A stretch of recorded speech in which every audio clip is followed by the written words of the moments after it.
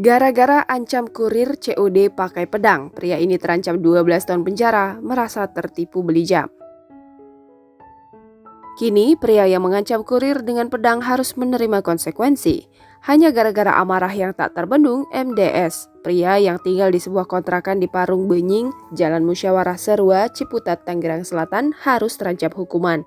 MDS kini terancam hukuman 12 tahun penjara. Aksi todong pedang itu dilakukan MDS kepada seorang kurir. Jun menjelaskan pertikaian antara pembeli dan kurir itu bermula saat MDS membeli jam tangan yang dilihatnya di Facebook seharga Rp85.000 secara online. Setelah menunggu 2 hari, datanglah si kurir membawa paket yang dinanti. Transaksi di tempat alias cash on delivery atau COD terjadi. Namun setelah MDS membayar dan membuka paketnya, ternyata kardus paket itu kosong dan tidak ada jam tangan seperti yang dilihatnya di Facebook. Marah merasa tertipu, MDS mengancam si kurir menggunakan pedang yang diambil dari dalam rumahnya. Kurir yang takut melihat MDS membentangkan pedangnya, si kurir mengembalikan uang Rp85.000 untuk melapor ke pihak kepolisian. Aksi penodongan pedang itu juga direkam oleh si kurir hingga akhirnya viral. Dalam sebuah video yang beredar di media sosial, terlihat MDS mencaci maki si kurir di kediamannya malam hari. Kemarahan MDS muncul diduga lantaran barang yang dipesannya kosong, hanya bungkus dan buntalan kertas saat diantarkan si kurir. MDS bahkan mengancam si kurir akan melaporkannya karena dianggap melakukan penipuan. Belum selesai si kurir menjelaskan, MDS kembali memotong pembicaraan sambil meminta uangnya kembali dan lagi-lagi menuduh si kurir menipu. Tiba-tiba MDS masuk ke dalam rumahnya dan kembali ke hadapan si kurir dengan mengancam sambil membuka pedang dari sarungnya. Sang kurir yang merekam percakapan itu akhirnya mengalah.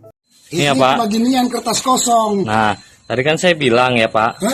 Tadi kan saya bilang, Bapak kalau misalkan ragu, Bapak mendingan nggak usah dibayar atau tanya atau siapa dulu. Nggak bisa begitu. Cuman kalau udah begini. Pernah ketipu. Iya. Karena kalau nah, saya buka. Oh, nggak bisa. Jadi kalau misalkan Bapak sekarang minta uangnya lagi, Pak. Nah, nggak bisa. Itu nggak balikin duit saya. Situ bahaya. Bahaya gimana, Pak? Bahaya bagaimana? Udah anda penipuan, saya lapor itu. Saya nggak mau tahu, ini kosong. Kalau Bapak mau laporin saya, kalau Bapak mau laporin saya, silahkan. Bukan masalah laporin, balikin uang saya. Balikin uang saya. Iya. Gitu ya, kita juga bakal bantu, ayo. Iya, maksudnya mau pakai jalur apaan? Kita bantu, ayo. Kan masalah besar nih karena Bapak sampai ngeluarin golok. Saya, nah sekarang itu masalahnya ya kan. Yang disayangkan kayak gitu udah viral. Nah, harusnya boleh kita emosi, ada batasannya. Kalau misalnya satu ngeluarin udah tajam sampai ibadah dikeluarin, maka itu sama aja kayak ibadah kena pasar. Mengancam orang. Itu kan abang bisa proses. Ya nanti tidak, saya juga proses juga kurir abang. Iya. Ya kalau misalnya kurir nggak usah proses, Pak. Kalau kurir pasti cuma mengantarnya. Mungkin Bapak bisa proses pihak sellernya. Betul, enggak. Kalau yang mengantar tadi itu beda dengan kurir biasa, Mas. Saya belanja online itu bukannya baru puluhan kali, ratusan. Cuman kalau kurir tadi mencurigakan aja gitu. Dan itu juga boleh introspeksi dulu buat internal ente. Jadi nggak harus terima laporan langsung datang ke kita.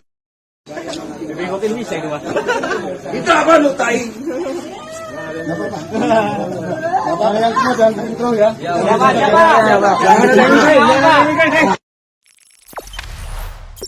Jangan lupa subscribe, share, komen, dan like ya.